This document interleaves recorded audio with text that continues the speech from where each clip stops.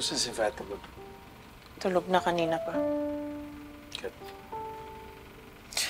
Pagod ako, Miguel. Pagod. Saan? Ha? Saan kakapili mo ng awardin mo doon sa foundation? Hindi lang yun ang trabaho ko sa foundation, Miguel. Pero mas pinili mo kasi kasuhin kaysa sa iba mong trabaho. Anong ibig mo sabihin? Matagal lang napili yung mga awardees. Sakto ngayon ko lang nakita. So? Bakit yung abogado yung pinili mo? Ha?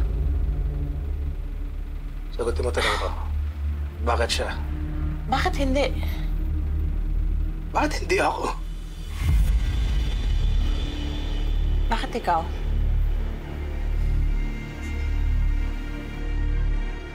So wala akong bilib sa akin. Ganun.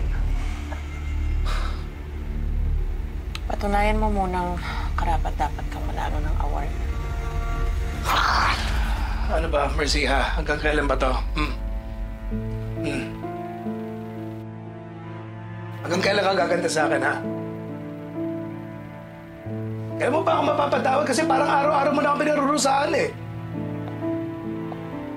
Kailan mo matatanggap na sa ayaw at sa gusto mo, mag-asawa na tayo? Ikaw, Miguel, kailan mo matatanggap kung sa ayaw mo at sa gusto, wala na ako ni konting pagmamahal para sa'yo. Sabi mo? Huh? Sige, subukan mo! Tuloy mo! Ako lang naman ang kaya mo eh. Pag si Dad ang kaharap mo, bahag ng puntot mo.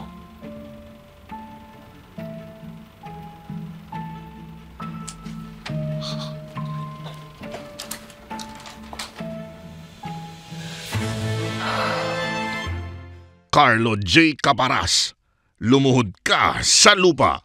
Weekdays sa Hapon Champion.